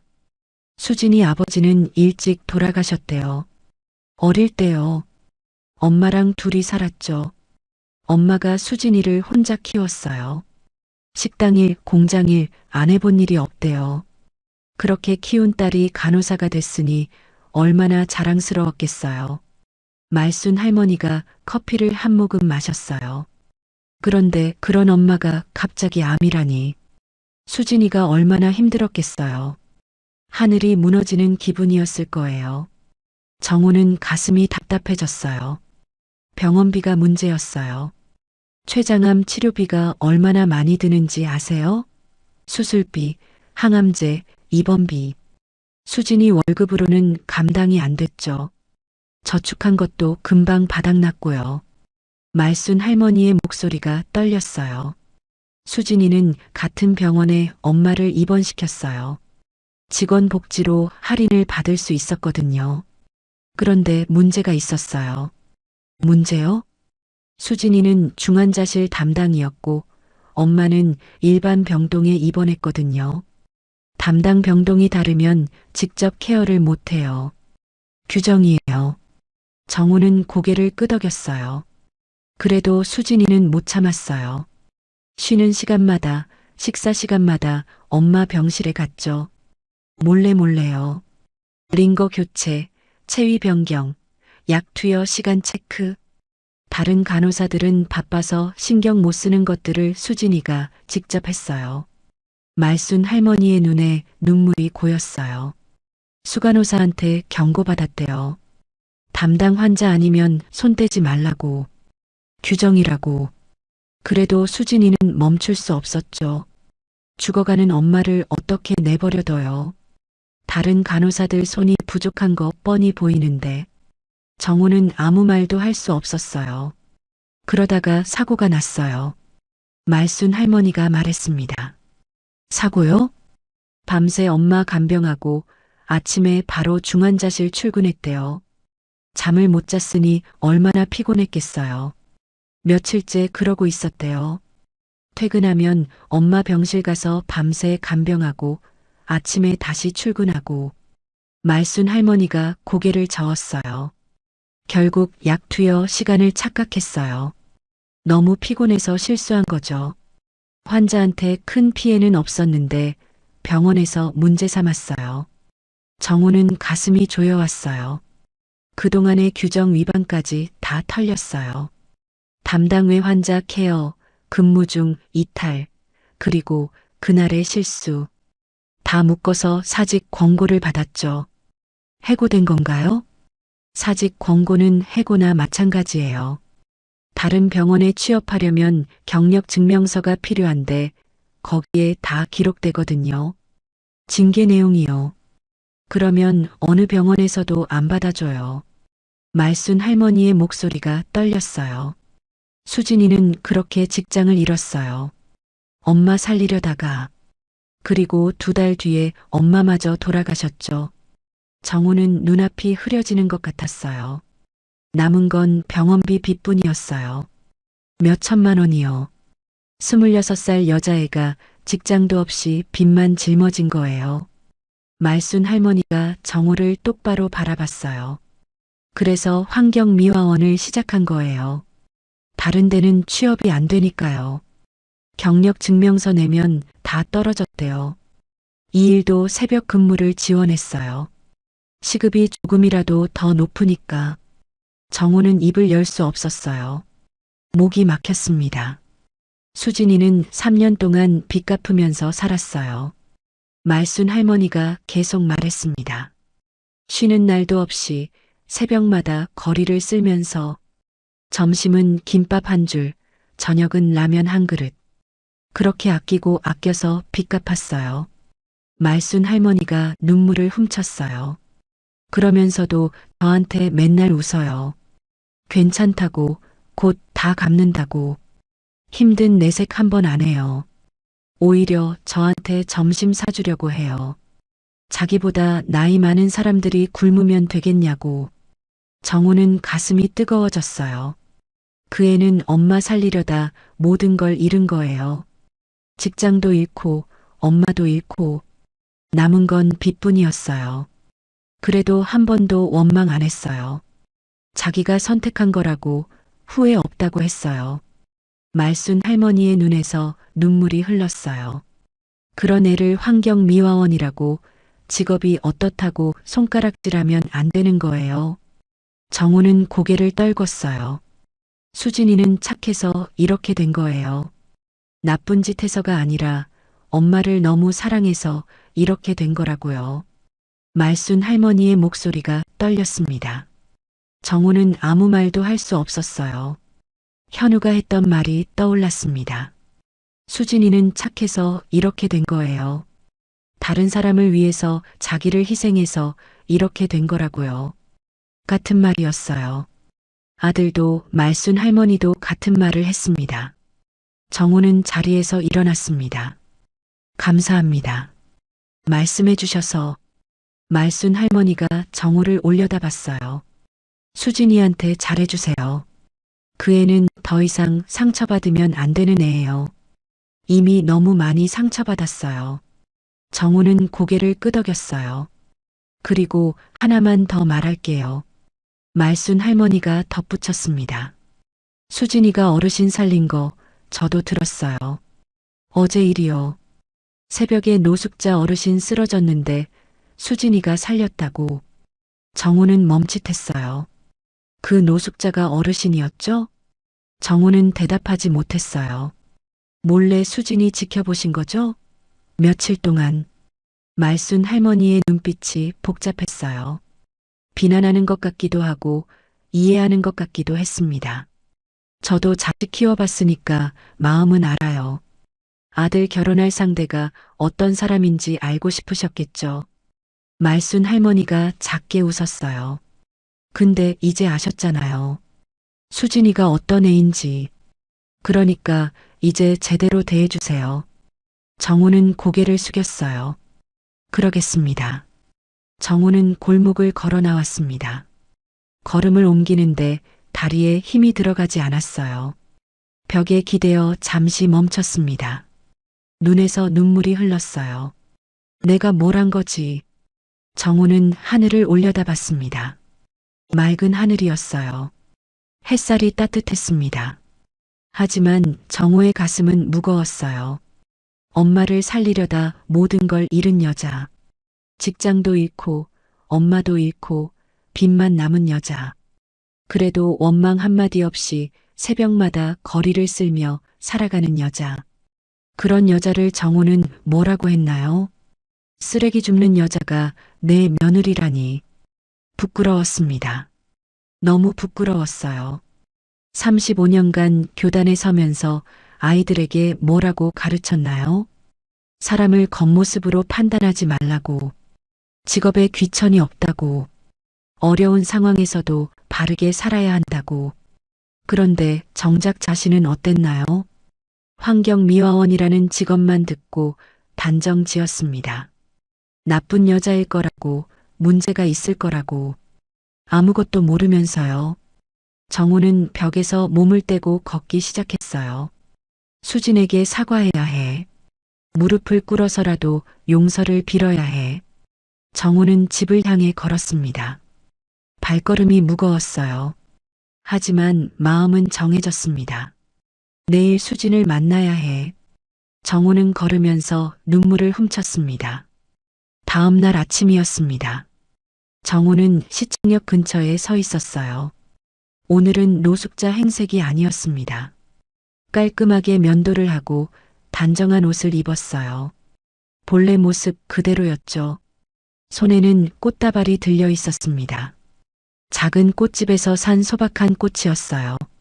뭘 사야 할지 몰라서 한참을 고민했죠. 심장이 두근거렸어요. 긴장됐습니다. 수진의 퇴근 시간에 맞춰 나왔어요. 오전 8시가 조금 지난 시각이었죠. 아침 햇살이 거리를 비추고 있었습니다. 출근하는 직장인들이 바쁘게 지나갔어요. 저쪽에서 형광조끼를 입은 사람들이 걸어오고 있었습니다. 환경미화원들이었어요. 그 중에 수진이 보였죠. 정호는 깊은 숨을 내쉬었어요. 가야 해. 수진은 동료들과 인사를 나누고 혼자 걷기 시작했습니다. 정호가 앞으로 나섰어요. 수진의 앞을 막아섰죠. 수진이 고개를 들었습니다. 낯선 사람을 보는 눈이었어요. 정호를 알아보지 못하는 것 같았습니다. 당연했죠. 새벽에 본 노숙자와 지금 눈앞에 단정한 남자는 완전히 달라 보였으니까요. 저기 누구? 수진이 의아한 표정으로 물었어요. 정호가 입을 열었습니다. 나야. 새벽에 매일 커피 줬잖아. 수진의 눈이 커졌어요. 정호의 얼굴을 자세히 들여다봤습니다. 눈을 찡그리며 기억을 더듬는 것 같았죠. 설마 어르신? 수진의 목소리가 떨렸습니다. 믿을 수 없다는 표정이었어요. 새벽에 쓰러지셨던 그 어르신 맞으시죠? 그런데 왜 이렇게 옷이? 수진의 눈이 혼란스럽게 흔들렸습니다. 정호는 다시 입을 열었어요. 그리고 나는 박현우 아버지야. 수진은 그 자리에 얼어붙었습니다. 입이 벌어졌지만 소리가 나오지 않았어요. 눈만 크게 뜬 채 정호를 바라봤죠. 한 발 뒤로 비틀거렸습니다. 뭐라고요? 겨우 그 말만 나왔습니다. 현우 아버지. 박정호. 수진의 얼굴이 하얗게 질렸어요. 다리에 힘이 풀린 듯 또다시 비틀거렸습니다. 정호가 재빨리 팔을 잡았어요. 괜찮아? 그러니까 그동안 새벽에 수진의 목소리가 떨렸습니다.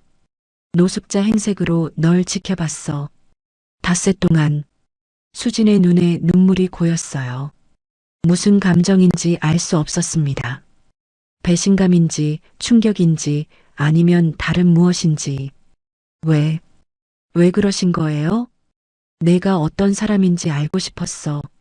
환경미화원이라는 말만 듣고 단정 지었거든. 저런 여자가 내 며느리가 될 수 없다고. 정호의 목소리가 낮아졌어요. 그래서 직접 확인하려고 했어. 내가 어떤 애인지 알아보려고. 수진의 입술이 떨렸습니다. 그런데 정호가 말을 이었어요. 내가 틀렸더라. 정호는 수진의 손을 놓고 한 발 뒤로 물러섰습니다. 그리고 그 자리에 무릎을 꿇었어요. 어르신. 수진이 놀라서 외쳤습니다. 황급히 정호를 일으키려 했죠. 일어나세요. 왜 이러세요? 사람들이 봐요. 괜찮아. 정우는 움직이지 않았어요. 무릎을 꿇은 채 수진을 올려다봤습니다. 나는 35년간 교단에 섰어. 중학교 교장으로 퇴직했지. 수천 명의 아이들을 가르쳤어. 정우의 목소리가 떨렸어요. 그 아이들한테 뭐라고 가르쳤는지 알아? 사람을 겉모습으로 판단하지 말라고. 직업에 귀천이 없다고. 어려운 상황에서도 올바르게 살아야 한다고. 수지는 아무 말도 하지 못했어요. 그런데 정작 나는 어땠어? 환경미화원이라는 말 하나에 내가 나쁜 여자일 거라고 단정 지었어. 아무것도 모르면서, 내 사정도 모르면서 정우의 눈에 눈물이 고였습니다. 평생 남들한테 가르친 걸 정작 나는 못 지켰어. 내가 가장 큰 잘못을 저질렀어. 수진의 눈에서 눈물이 흘렀어요. 일어나세요. 제발이요. 아니야. 이렇게라도 해야 해. 내가 얼마나 잘못했는지. 정우는 고개를 숙였어요. 내가 왜 환경미화원이 됐는지 다 들었어. 말순 할머니한테 엄마를 살리려다 직장을 잃었다고. 빚을 갚으려고 새벽마다 거리를 쓴다고. 수진의 어깨가 떨렸습니다. 그런 내가 나한테 한 일들. 모르는 노숙자한테 매일 커피랑 빵을 줬어. 쓰러졌을 때 목숨을 살려줬어. 병원까지 따라와서 보호자가 돼줬어. 정우의 목소리가 갈라졌어요. 그런 내가 어떻게 나쁜 여자야. 너보다 좋은 사람이 어디 있어. 수지는 두 손으로 얼굴을 가렸습니다. 어깨가 들썩이며 울음을 참으려 했지만 소리가 새어나왔어요. 정우는 무릎을 꿇은 채 계속 말했어요. 미안해. 정말 미안해. 내 직업만 보고 사람을 판단했어. 그게 얼마나 못난 짓인지 이제야 알겠어. 일어나세요. 제발이요. 저 때문에 이러시면 안 돼요. 수진이 정우의 팔을 잡았어요. 하지만 정우는 일어나지 않았습니다. 용서해 줄 수 있겠어? 이 못난 늙은이를. 수진은 한참 동안 말이 없었어요. 눈물이 계속 흘렀습니다. 손등으로 닦아도 멈추지 않았죠. 잠시 후 수진이 정우 앞에 무릎을 꿇었어요. 수진아, 저도 이렇게 할게요. 수진이 정우를 바라봤습니다. 눈물로 얼룩진 얼굴이었지만 미소를 짓고 있었어요. 저도 죄송해요. 저 때문에 새벽마다 고생하셨잖아요. 추운 데서 밤새 계시다가 쓰러지시기까지 했고요. 그건 내가 자초한 거야. 내 잘못이 아니야. 그래도요. 아버님이 고생하신 건 사실이잖아요. 수진의 목소리가 떨렸어요. 저는요, 아버님이 반대하신다는 말 들었을 때 많이 속상했어요. 제가 뭘 잘못했나 싶기도 했고요. 환경미화원이라서 무시당하는 거 처음도 아니었지만 그래도 마음이 아팠어요. 정우는 가슴이 찢어지는 것 같았어요. 근데 지금은 괜찮아요. 아버님이 이렇게 와주셨잖아요. 직접 사과해 주셨잖아요. 그것만으로도 충분해요. 수진이 정우의 손을 잡았어요. 저를 인정해 주셔서 감사해요. 정우는 수진의 손을 꼭 잡았습니다.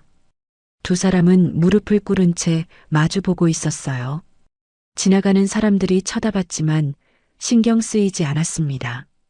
일어나자. 정우가 먼저 말했어요. 두 사람이 함께 일어났습니다. 정우가 주머니에서 손수건을 꺼내 수진에게 건넸어요. 눈물 닦아. 감사해요. 수진이 손수건으로 눈물을 닦았습니다. 정우는 땅에 떨어진 꽃다발을 집어들었어요. 무릎 꿇느라 놓쳤던 꽃이었죠. 조금 구겨졌지만 그래도 예뻤습니다. 이거 너 주려고 샀어. 수진이 꽃다발을 받았어요. 감사해요. 예뻐요. 꽃집에서 뭘 사야 할지 몰라서 한참 고민했어. 직원이 이상한 사람 보듯이 쳐다보더라. 정우가 쑥스럽게 웃었어요. 수진도 따라 웃었습니다. 아버님, 수진이 조심스럽게 불렀어요. 그렇게 불러도 괜찮을까요? 정우는 수진을 바라봤습니다. 눈가가 붉어진 얼굴. 하지만 밝게 웃고 있는 얼굴. 그 얼굴을 보니 가슴이 따뜻해졌어요. 그럼, 당연히 그렇게 불러야지. 넌 이제 우리 며느리니까. 수진의 눈에 다시 눈물이 고였어요. 감사해요. 아버님. 정우는 수진의 어깨를 가볍게 두드렸습니다. 고마워해야 할 건 나야. 내가 용서해줘서.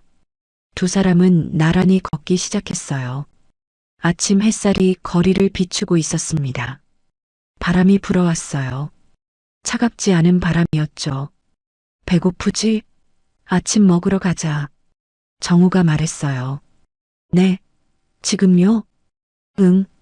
현우한테 연락해서 같이 먹자고 할게. 오늘은 내가 살게. 정우가 휴대폰을 꺼냈습니다. 아버님, 그런데요. 수진이 조심스럽게 말했어요. 저 옷이 이래서요. 근무복 그대로라. 수진은 아직 형광조끼를 입고 있었습니다. 작업복 차림이었죠. 그게 어때서? 일하고 온 건데. 부끄러워할 거 하나도 없어. 정우가 단호하게 말했어요. 내 직업은 부끄러운 게 아니야. 당당해도 돼. 알겠지? 수진은 잠시 정우를 바라보다가 고개를 끄덕였습니다. 네. 알겠어요, 아버님. 식당에 도착했을 때 현우가 먼저 와 있었어요. 정우가 전화로 수진이랑 같이 밥 먹자고 했을 때 현우의 목소리가 얼마나 놀랐는지 몰라요. 믿을 수 없다는 듯이 3번이나 되물었죠. 아버지, 정말이에요? 수진이랑요? 같이요? 현우는 식당 입구에서 두 사람을 기다리고 있었습니다. 정우와 수진이 나란히 들어오는 모습을 보더니 눈이 휘둥그레졌어요. 아버지, 수진아. 현우가 달려왔습니다. 수진을 보다가 정우를 번갈아 바라봤어요. 아버지, 진짜 괜찮으신 거예요? 괜찮아. 다 얘기했어. 정우가 고개를 끄덕였습니다. 앉아. 밥 시키자. 세 사람이 테이블에 앉았어요. 현우가 여전히 믿기지 않는다는 표정으로 두 사람을 번갈아 봤습니다. 수진아, 진짜 괜찮아? 아버지가 뭐라고 하셨어? 괜찮아. 아버님이 사과해 주셨어. 사과요? 아버지가? 현우의 눈이 더 커졌어요. 정우가 헛기침을 했습니다. 왜 내가 사과하면 안 되나? 아니요. 그게 아니라. 현우가 말끝을 흐렸어요. 하지만 얼굴에 미소가 번지고 있었습니다. 아버지, 감사해요. 됐어. 밥이나 먹자. 정우가 메뉴판을 집어들었어요. 하지만 입가에 미소가 걸려 있었습니다. 식사를 마치고 나올 때 정우가 수진에게 말했어요. 다음에 시간 되면 집에 와라. 같이 밥 먹자. 네, 아버님. 수진이 밝게 웃었습니다. 정우는 그 웃음을 보며 생각했어요. 이 여자를 의심했던 내가 바보였어. 새벽 거리에서 커피를 건네던 손, 쓰러진 자신을 살리던 손, 그 손이 이제 아들의 손을 잡고 있었습니다. 정우는 두 사람의 뒷모습을 바라봤어요. 잘 됐어. 이제 정말 잘 됐어. 정우는 혼자 중얼거리며 미소 지었습니다. 아침 햇살이 따뜻하게 내리쬐고 있었어요. 오늘 이야기 어떠셨나요? 환경미화원이라는 이유로 며느리를 반대했던 시아버지.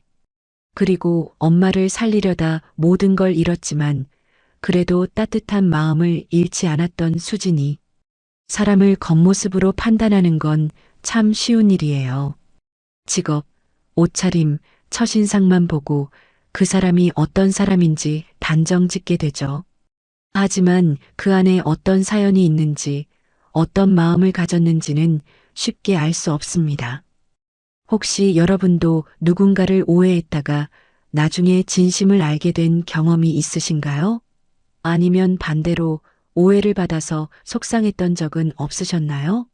여러분의 이야기를 댓글로 들려주시면 감사하겠습니다. 오늘 이야기가 마음에 드셨다면 구독과 좋아요 한 번씩 부탁드려요. 알림 설정까지 해주시면 새로운 사연을 가장 먼저 만나보실 수 있습니다. 그럼 오늘 하루도 평안하고 행복하게 보내시길 바랍니다. 다음 이야기에서 또 만나요.